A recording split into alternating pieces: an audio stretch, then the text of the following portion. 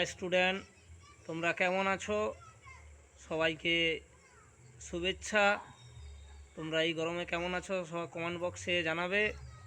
আজকে নিয়ে এসেছি ইতিহাস সাজেকশান ক্লাস 12 সপ্তম অধ্যায়। তোমাদের জন্য আমি 5টি গুরুত্বপূর্ণ কোশ্চেন রেখেছি সপ্তম অধ্যায় থেকে। বড় কোশ্চেন, 8 নম্বরের কোশ্চেন। আশা করি 5টি কোশ্চেন তোমরা আজ থেকে যদি প্রিপারেশান নাও তাহলে পরীক্ষা হলে কোনো সমস্যা হওয়ার কোনো কারণ দেখতে পাচ্ছি না। আমি তোমাদের জন্য প্রথম কোশ্চেন রেখেছি আমি, জোট নিরপেক্ষ নীতি কি? জোট নিরপেক্ষ আন্দোলনের উদ্দেশ্য আলোচনা করো।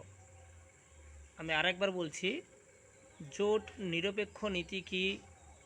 জোট নিরপেক্ষ আন্দোলনের উদ্দেশ্য কী ছিল? Most very important question. দ্বিতীয় যে কোশ্চেনটা রেখেছি তোমাদের জন্য, এই কোশ্চেনটা তৈরি না করে কেউ পরীক্ষা হলে যাবে না। হো চি মিনের নেতৃত্বে ভিয়েতনামের মুক্তিযুদ্ধের একটি সংক্ষিপ্ত বিবরণ দাও। হো চি মিনের নেতৃত্বে ভিয়েতনামের মুক্তিযুদ্ধের একটি সংক্ষিপ্ত বিবরণ দাও।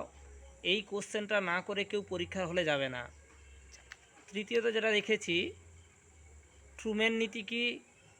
মার্শাল পরিকল্পনার উদ্দেশ্য কী ছিল? তৃতীয় যে কোশ্চেনটা রেখেছি, ট্রুম্যান নীতি কি? মার্শাল পরিকল্পনার উদ্দেশ্য কী ছিল?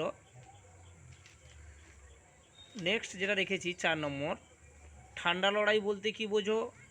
ঠান্ডা লড়াইয়ের তাত্ত্বিক ভিত্তি ব্যাখ্যা করো। কোশ্চেনটা আমি আরেকবার বলছি, ঠান্ডা লড়াই বলতে কি বোঝো? ঠান্ডা লড়াইয়ের তাত্ত্বিক ভিত্তি ব্যাখ্যা করো।